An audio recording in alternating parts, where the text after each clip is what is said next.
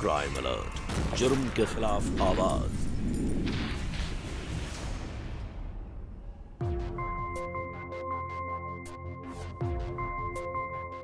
Amarjeet Choubey, Amarjeet Choubey, Amarjeet Choubey, police प्रशासन, police प्रशासन, police प्रशासन, Amarjeet Choubey, Amarjeet Choubey, Amarjeet Choubey.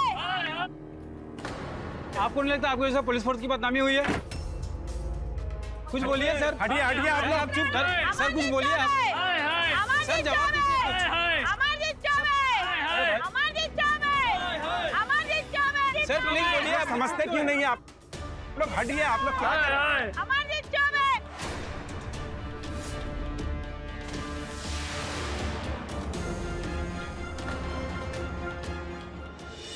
I know sir, गलत हुआ जी। मैं अमरजीत को समझाता हूँ। ओके हाँ आ जाओ। सर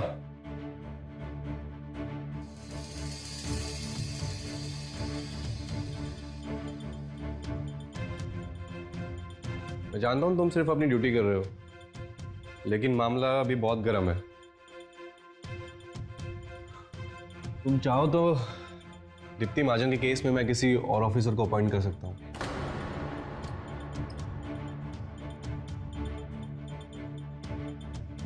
ये क्या है?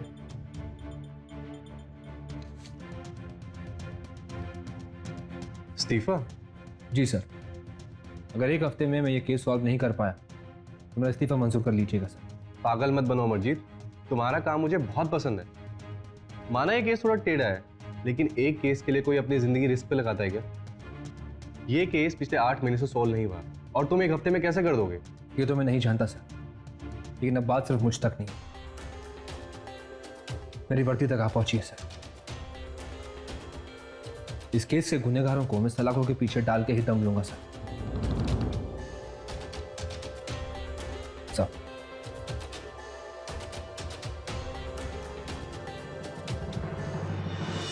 एक भारतीय नौजवान जब पुलिस फोर्स ज्वाइन करता है तो अपनी ड्यूटी निभाता है पूरी ईमानदारी से, सच को सामने लाने की पूरी कोशिश करता है। पर सच की राह पर चलना कोई आसान बात नहीं है, क्योंकि अपराधी हमेशा यही कोशिश करता है कि सच को दबा दिया जाए। ऐसे ही एक संघर्ष में फंसे थे पुलिस ऑफिसर अमरजीत चौबे। आखिर अमरजीत ने ऐसा क्या किया था कि इतने सारे लोग उसके विरोध में खड़े हुए थे?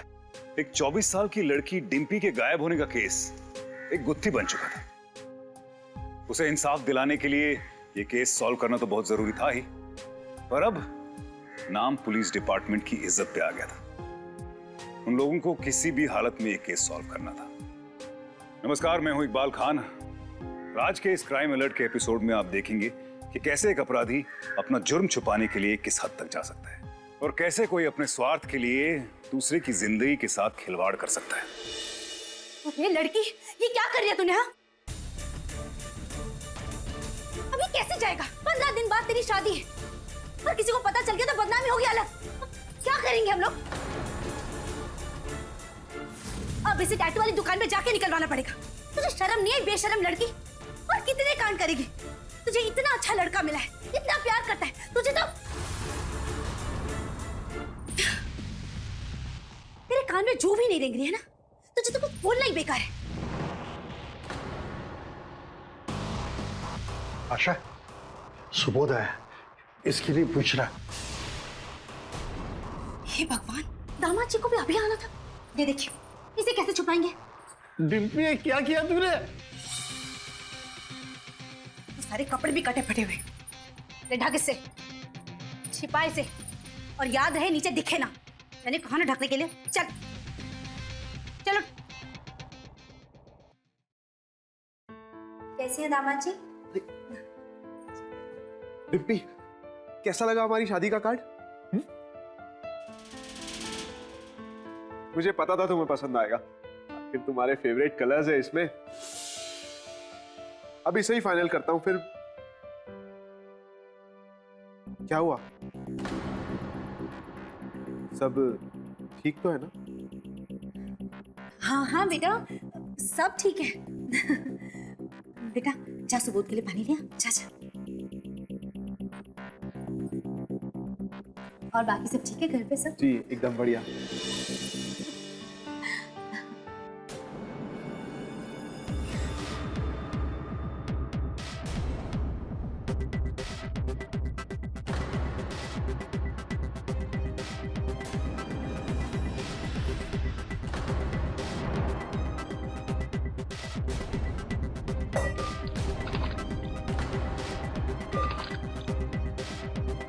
ये सब क्या है डिम्पी?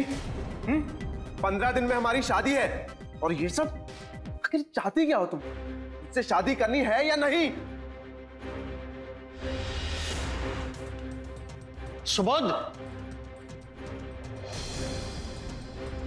पड़ गई ठंडक तेरे सीने को। अब पता नहीं सुबोध क्या सोच रहा होगा, कहीं मंगनी ना तोड़ दे। अब तू कहां जा रही है? देखा आपने, मुझे तो कभी कभी लगता है कि फांसी का फंदा अपने गले में लगा लूं या इसे खत्म कर दूं। ऐसी औलाद होने से बे औलाद होना अच्छा है। सर घर से बिना बोले करीब 10 बजे निकली थी और अब तक घर वापस नहीं आई। फोन भी स्विच ऑफ है। सारे दोस्तों रिश्तेदारों को फोन करके पता कर लिया लेकिन कहीं पे कुछ पता नहीं चला। वो कहाँ काम करती है, उसके दोस्त रिश्तेदार, सारी डिटेल्स इनसे ले लो तुम, ठीक है? और आप चिंता मत कीजिए, आपकी बेटी को ढूंढने की हर मुमकिन कोशिश करेंगे हम। पटेल, डिम्पी के फोन की आखिरी लोकेशन ट्रेस करो। Okay sir. जल्दी।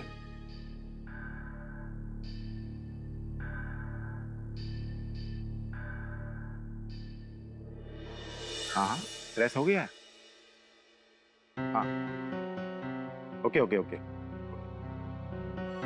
सर, डिम्पी के फोन का लास्ट लोकेशन सुभाष नगर था, वहां पे उसका मंगेतर सुबोध रहता है।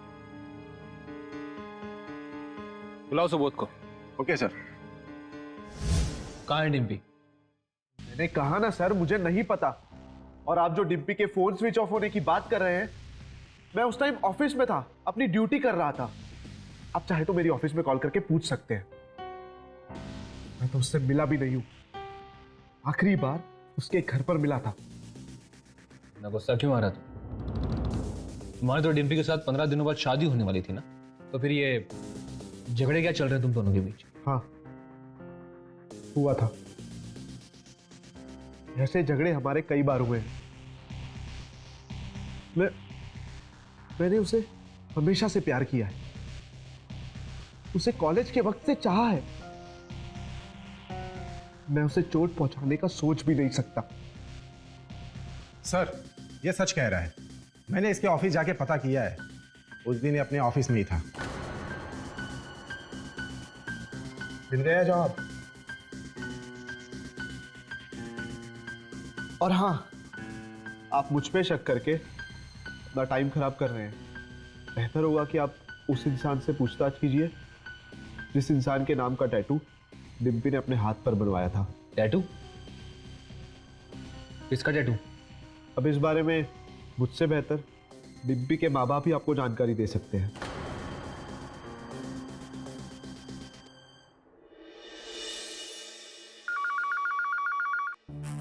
डिम्पी के केस को हल करना चाहते हो तो 10 सितंबर 2012 को दर्ज की गई FIR नंबर 508 देख लो। हेलो, कौन?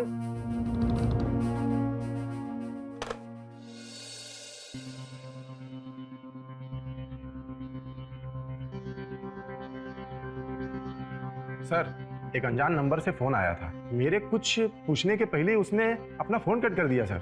उसने एक फाइल का जिक्र किया था। देखते हैं उस फाइल में क्या है। Okay sir.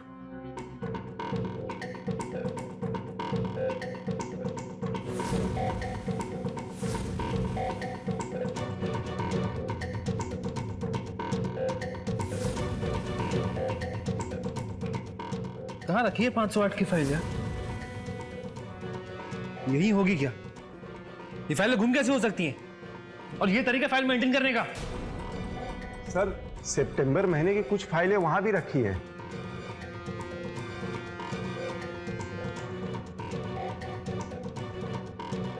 सर ये मिल गई सर, 508 नंबर।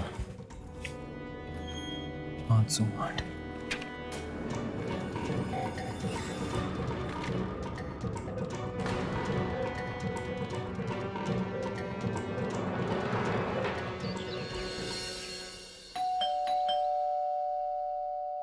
मैं देखता हूं।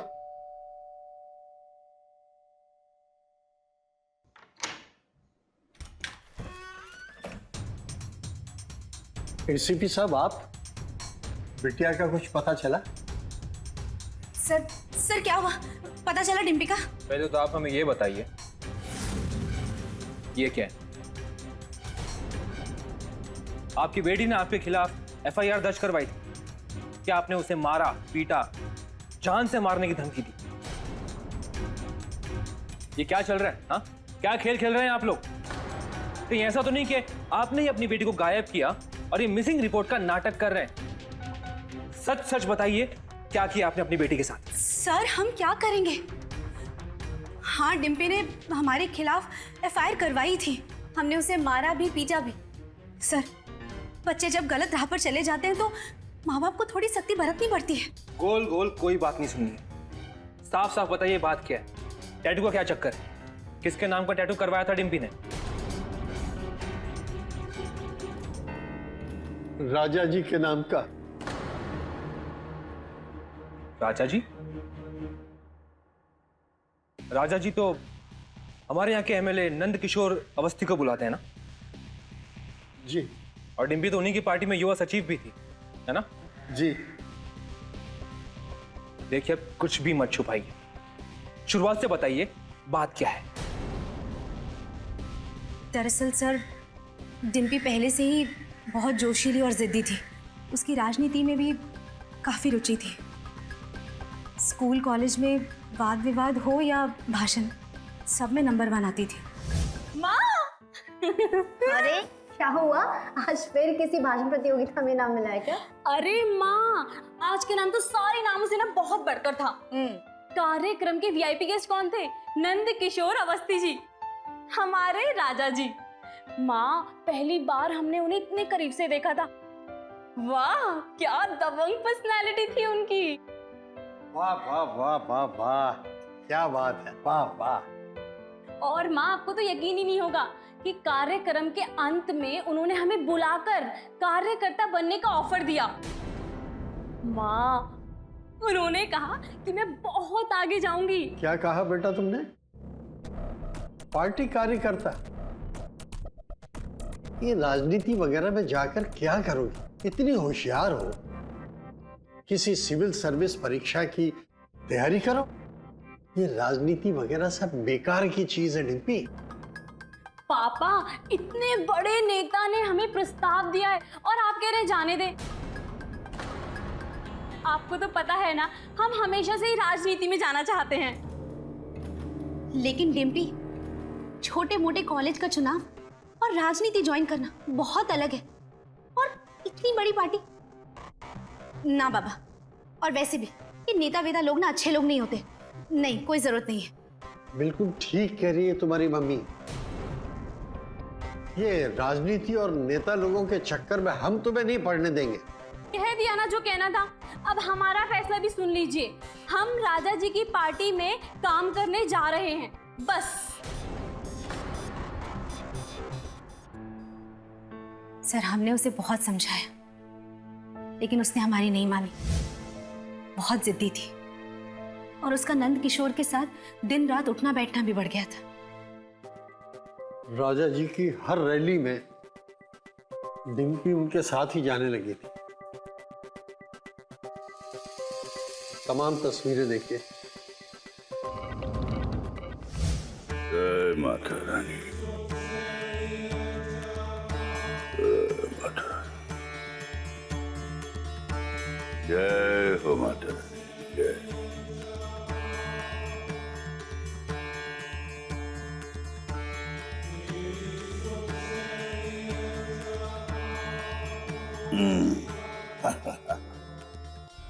बोला, वो जो 4 बजे की मीटिंग है ना कल गंगा राम जी के साथ, उसको बोलना वो 5 साढ़े 5 की कर दे,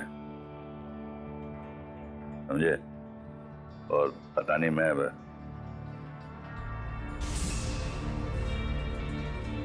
राजा जी, आपके अगले दौरे की पूरी तैयारी कर ली है हमने।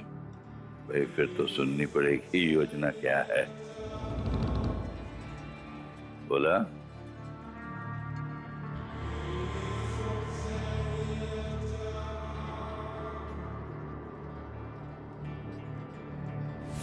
दो महीने से कार्यकर्ता से युवा सचिव, और हम जो इतने सालों से रगड़ रहे हैं उसका क्या? भाई 2 महीने में इतनी तरक्की के लिए विशेष प्रतिभा की आवश्यकता होती है। राजा जी को खुश करने के लिए उनकी खास तरह की सेवा करनी पड़ती है, जो चाह के भी तुम नहीं कर सकते। कैसा लगा आपको हमारा ये प्लान राजा जी?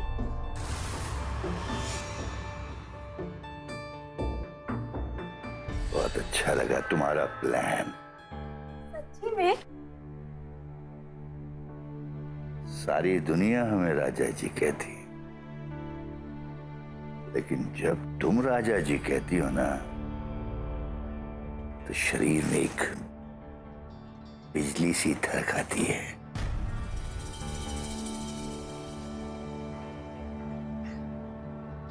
इरादा क्या है आपका राजा जी?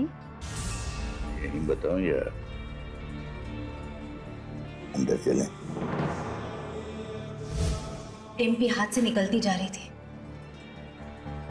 दिन भर और देर रात तक नंदकिशोर के साथ रहती, और एक रात तो उसने हद ही कर दी।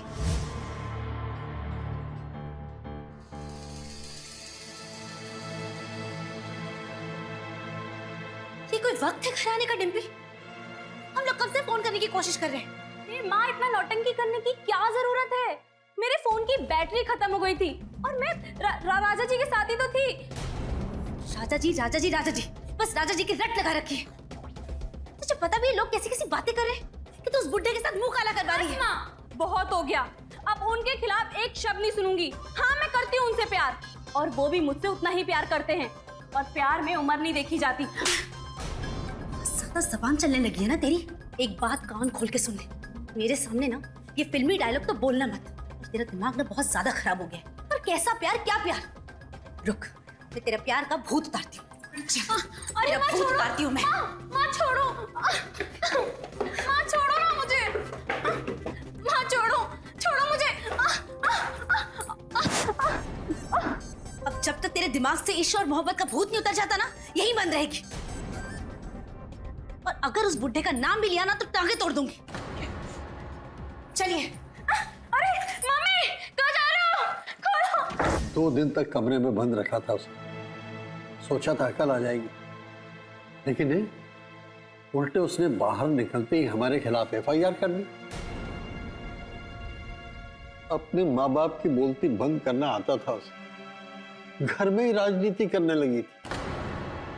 फिर एक सीमा के बाद हमने भी ज्यादा कुछ बोलना बंद कर दिया।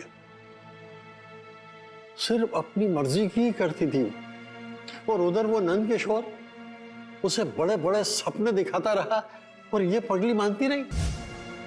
राजा जी, हम दोनों 1 साल से साथ में हैं, और आप ना हमसे शादी का वादा 10 बार कर चुके हैं। लेकिन हमें कभी कभार लगता है कि आप हमसे शादी करेंगे भी या नहीं करेंगे।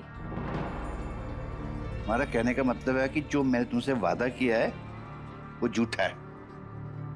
ऐसे नहीं कहते राजा जी सब लोग मुझको।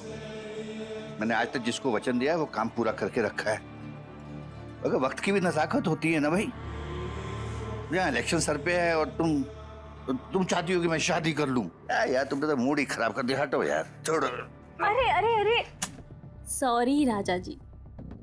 अब ना हम आपके चुनाव के बाद ही आपसे शादी की बात करेंगे। प्रॉमिस? पक्का। और राजा जी, आपका मूड हमें कैसे ठीक करना है हमें बहुत अच्छे से आता है।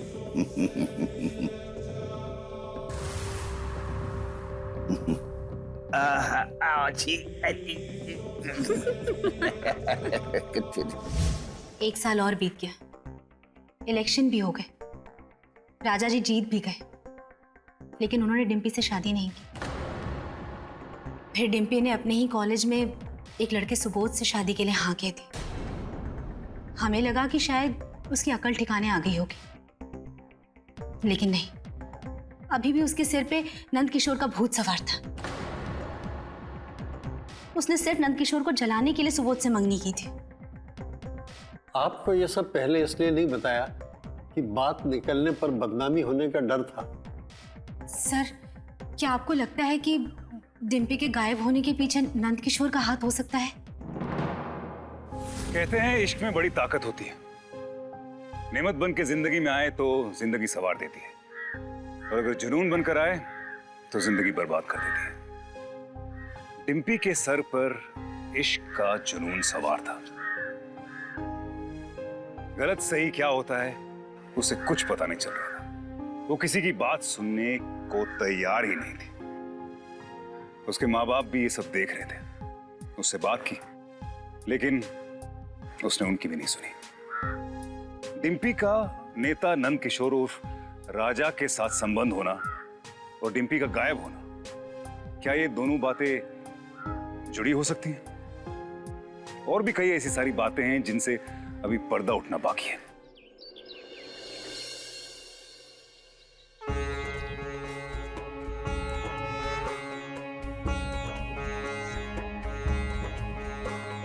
यहीं रुकिए, राजा जी अभी पूजा कर रहे हैं।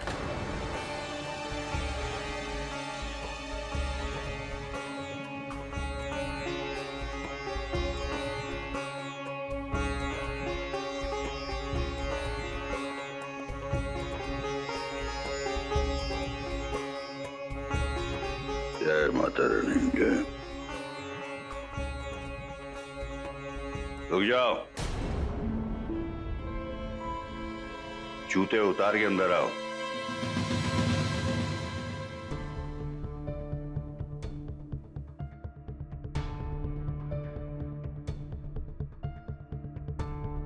जय माता। क्या ऑफिसर, कैसे आना हुआ? आपकी पार्टी के युवा सचिव डिम्पी के बारे में पूछताछ करनी थी। मैंने भी उसके बारे में सुना। बहुत दुख हुआ मुझे। अरे प्रसाद दो ना इसको। आओ बैठो। बैठो बैठो बैठो। भाई वैसे लड़की में काफी युवा जोश था। आप तो ऐसे बात कर रहे हैं जैसे डिम्पी अभी इस दुनिया में ही नहीं रही। लोगों को भी ना बाल की खाल निकालने की बहुत बड़ी आदत है। हमारे आदमी भी उसे ढूंढ रहे हैं। मैंने कहा है इन लोगों से, मैं भी उसकी चिंता है। जैसे ही मिल जाएगी तुम्हें बता देंगे। डिम्पी को ढूंढने का काम हम खुद कर लेंगे। आप सिर्फ ये बताइए कि डिम्पी के साथ आपके संबंध कैसे थे? ऐसे ही जैसे बाकी कार्यकर्ताओं के साथ है। अच्छा, तो क्या आपके सभी कार्यकर्ता आपके नाम का टैटू बनवाते हैं? साफ साफ क्यों नहीं कहते कि डिम्पी के साथ आपके नाजायज संबंध थे?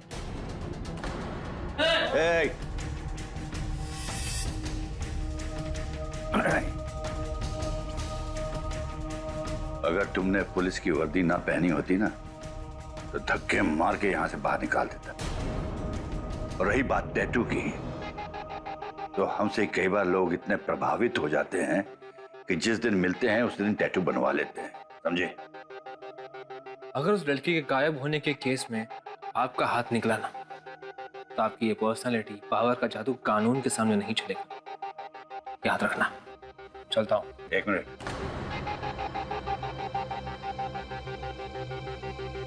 कानून को मैं तुमसे ज्यादा समझता हूं और जानता हूं। एमएलए हूं मैं, समझे? जाइए, जूता पहन के जाना। क्या बशात दे रहे? आई।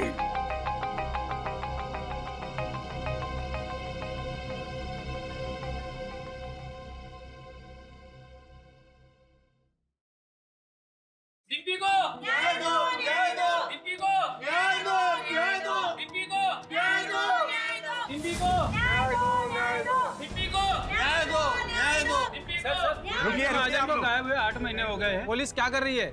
डिम्पी महाजन जिंदा है भी या नहीं? देखिए फिलहाल कुछ भी कह पाना सही नहीं होगा। जांच चल रही है और सबूत मिलने पर हम उचित कार्रवाई भी करेंगे। सर आप मानते हैं इसमें एमएलए नंदकिशोर का हाथ हो सकता है? जी हाँ, शक के घेरे में वो भी हैं, लेकिन सबूत मिलने पर ही हम उचित कदम उठा सकते हैं। तब तक प्लीज कोऑपरेट कीजिए। Thank you. जैसा कि आप प्लीज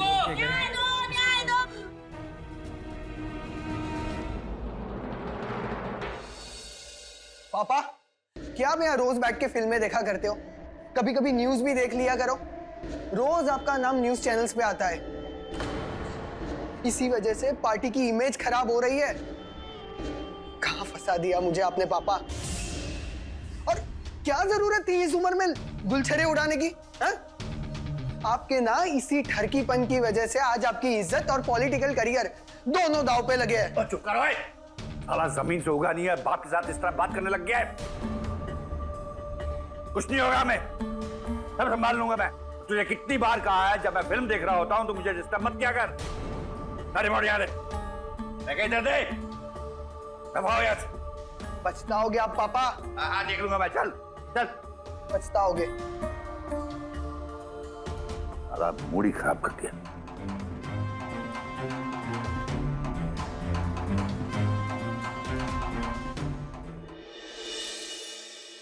मैं आई कमिंग सर?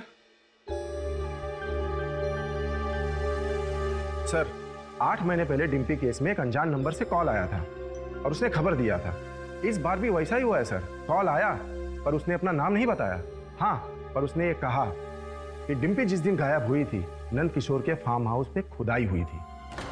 टीम तैयार करो, नंद किशोर अब नहीं बचेगा। Okay sir.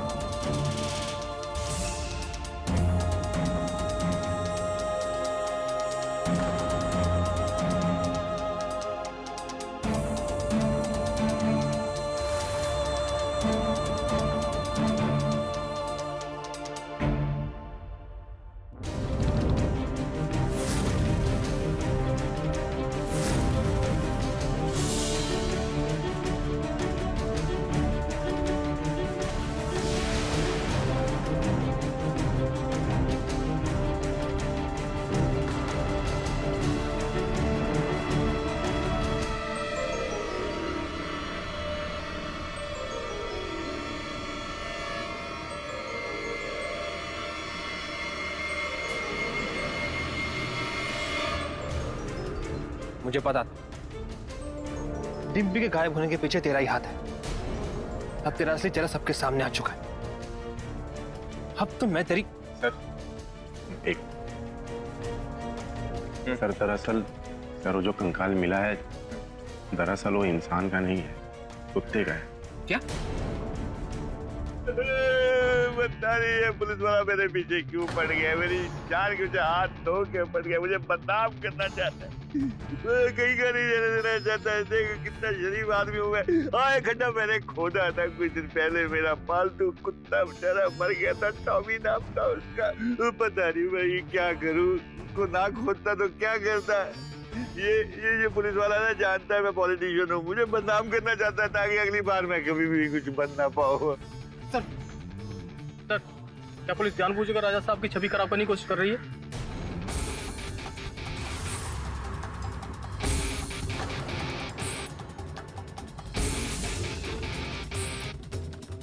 चलो। अमरजीत चौबे, अमरजीत चौबे, अमरजीत चौबे।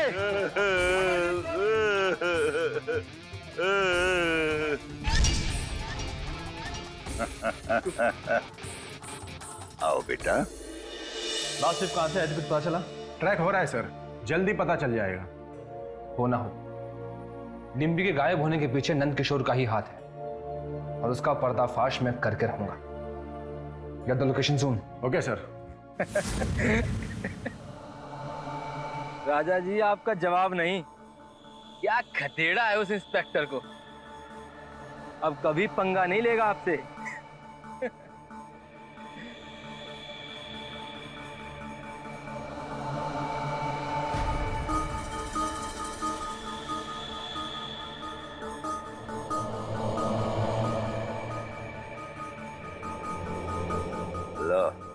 नाम लिया और हाजिर हो गए।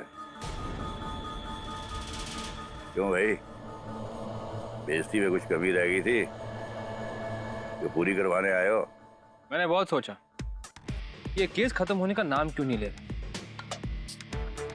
लेकिन अब देखना इन 2 दिनों में इस केस की सारी सच्चाई कैसे सामने लाता हूं और तू खुद कबूल करेगा सारा सच। सुबह सुबह दिखा गया है क्या? ये रहे तेरे ब्रेन मैपिंग टेस्ट के ऑर्डर्स। मैं भी किसके सामने इंग्लिश बोल रहा हूं, तुझे तो इंग्लिश आती नहीं, 5वीं फेल है ना। वो क्या ना कि विज्ञान ने आज बहुत तरक्की कर ली कि अगर इंसान खुद सच ना बोलना चाहे तो उसे एक ऐसी दवाई देकर आधी नींद में सुला दिया जाता है जिससे वो सारी सच्चाई खुद उगल देता है। अब देखना डिम्पी के गायब होने के केस की सारी सच्चाई तू खुद कैसे उगलता है।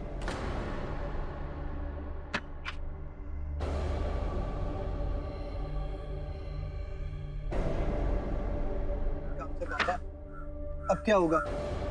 उस टेस्ट से तो सब सामने आ जाएगा सच। कुछ नहीं बचेगा पापा, अब तो गए काम से हम। सोचने दे मुझे। तो ये टेस्ट से डिम्पी का पता चल जाएगा? हाँ, और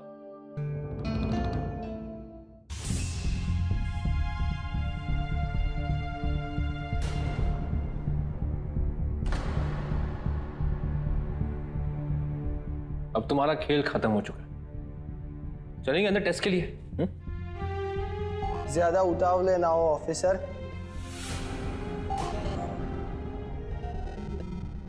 ये देख,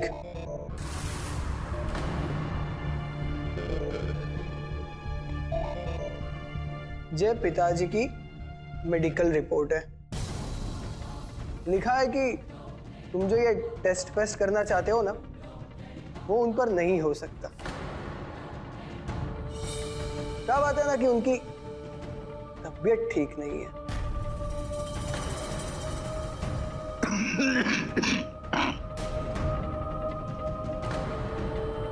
सुना है कि तूने कहा है कि भैया हफ्ते भर में अगर मैं ये केस सॉल्व नहीं किया तो इस्तीफा दे देगा। 4-5 दिन तो हो ही गए हैं, 1-2 दिन बचे हैं, उसमें क्या कर लोगे? क्यों अपना समय बर्बाद करते हो? हमारा भी गवर्नमेंट का भी है, ठीक है?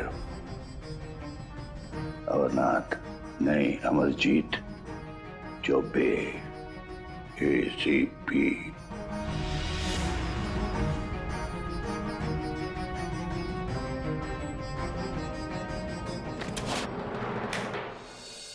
ऐसा तो लग रहा था कि डिम्पी के गायब होने के पीछे नंद किशोर का ही हाथ था, लेकिन डिम्पी थी कहां?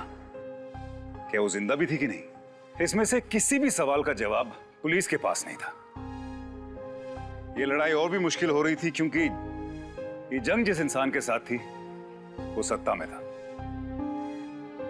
वो सत्ता का पावर जब दिमाग पर चढ़ जाता है तो इंसान किसी और ही माहौल में चला जाता है। उसे ऐसा लगने लगता है कि उसे कोई हरा नहीं सकता। क्या डिम्पी के माँ बाप कभी ये जान पाएंगे कि उनकी बेटी के साथ क्या हुआ था?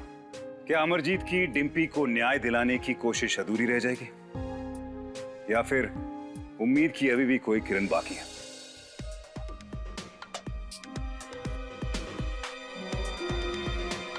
सर, कॉल कहां से आई थी उसका पता चल गया है।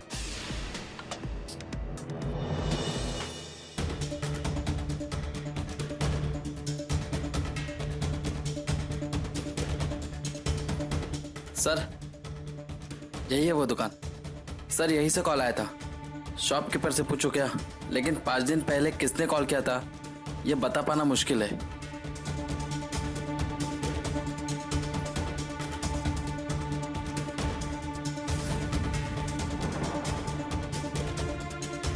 वहां से पता चलेगा। चलो।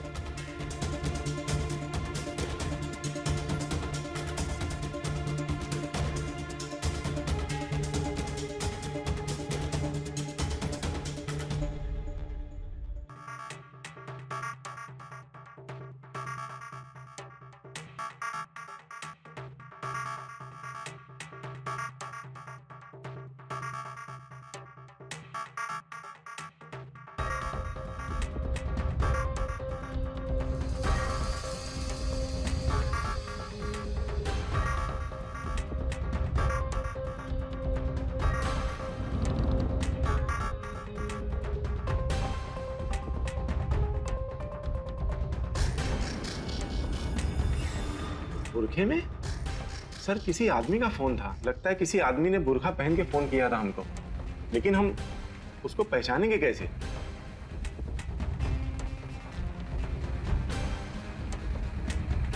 जूम करो वीडियो।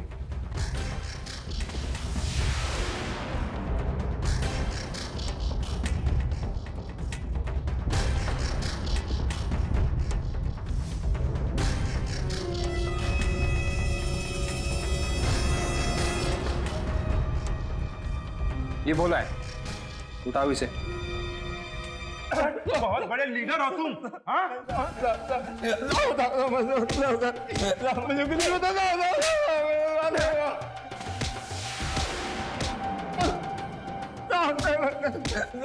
बता जल्दी बता।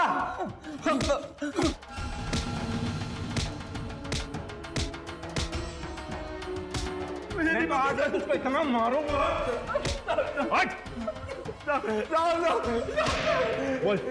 बोल डिम्पी क्या है?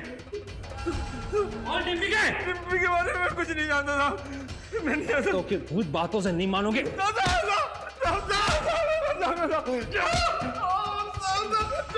बोल डिम्पी क्या है? मुझे नहीं पता था, मुझे नहीं पता। ऐसे नहीं बोलेगा तू। बोल डिम्पी क्या है? तुम सब बता दो, सब बता दो सब। पागल हो गया हो क्या? पिछली बार भी तो खुदवाया था, क्या मिला था? हमारे प्यारे कुत्ते के हड्डियां मिली थी ना, और क्या मिला था? खोदते रहो।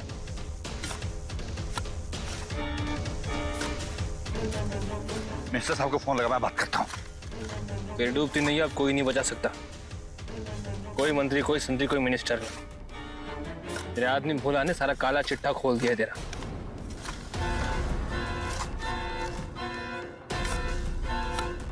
खोदो।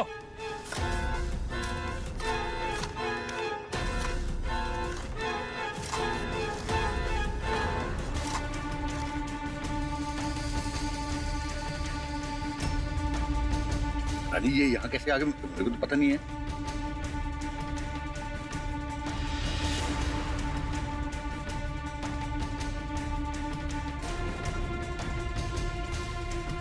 ये डिम्पी किया?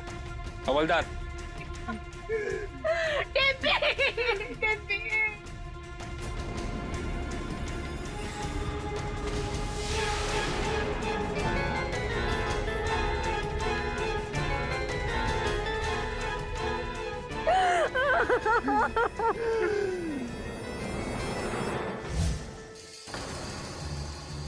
वो मेरे पीछे पड़ गई थी,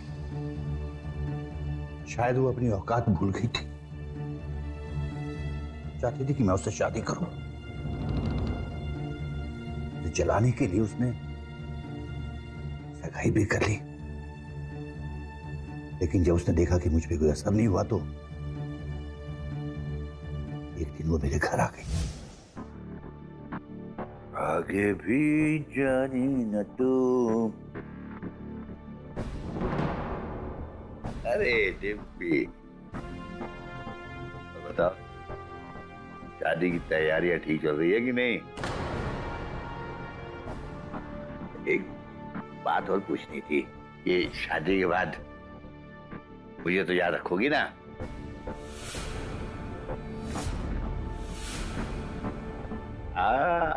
आओ इधर आओ, बैठो आओ। ये क्या है खुदवाया है? राजा जी,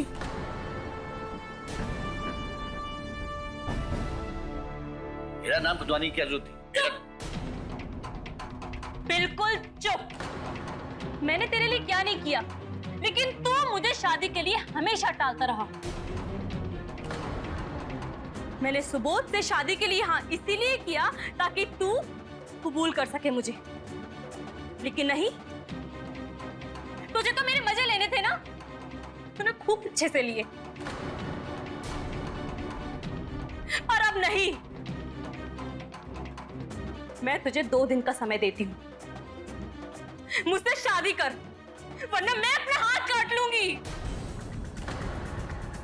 और मरने से पहले पूरी दुनिया को बता के जाऊंगी मेरे पेट में जो बच्चा है ना, वो किसी और का नहीं, तेरा है कमीने, तेरा।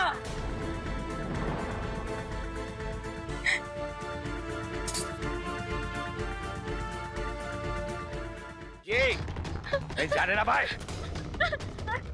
छोड़िए हमें।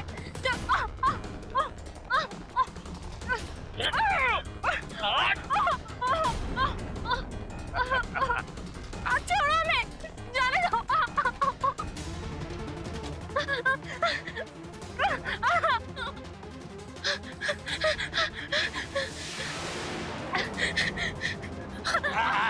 मुझे फिल्में देखने का शौक है। मुझे दृश्यम फिल्म याद आई। ये भी याद आया कि उसमें हीरो ने क्या किया था। मैंने भी उस लड़की की लाश को पहले दबा दिया, उसके बाद मिट्टी फेंक कर फिर कुत्ते की लाश को दबाया। और मैं जानता था कि जब पुलिस को थोड़ा बहुत मुझ पर शक भी होगा तो ये कुत्ते के रंग काले नजर आएंगे। तो मैंने उस लड़की का मोबाइल ऑफ करके उसके मंगेतर के इलाके में रख दिया और उसके बाद मैंने FIR की झूठी खबर भी भिजवाई। लेकिन एक बात भूल गए आप राजा जी, सच को जितना दबाने की कोशिश करोगे ना, सच उतनी ही तेजी से बाहर आता है। ये कहानी एक और अहम बात कहती है, डिम्पी के साथ जो भी हुआ वो बहुत बुरा हुआ। ऐसे अपराधों को रोका जा सकता है। प्यार कीजिए, लेकिन किसी भी रिश्ते में इस कदर मत घुसिए कि आप अंधे हो जाएं। कहीं ऐसा ना हो कि आपको लग रहा है कि आपसे कोई प्यार कर रहा है लेकिन हो रहा है आपका शोषण। कई ऐसी लड़कियां डिम्पी की तरह ऐसे रिश्तों में सालों भर रहती हैं जहां सामने वाला अपने स्वार्थ के लिए शादी के वादे तो करता है लेकिन इरादा नहीं रखता। इसलिए इंसान डिप्रेस्ड हो जाता है। इससे पहले कि बहुत देर हो जाए, अपने आप को ऐसे रिश्तों से बाहर निकाल लेना चाहिए और अपने आप को बचा लेना चाहिए। इसी के साथ मैं इकबाल खान आपसे विदा लेता हूं।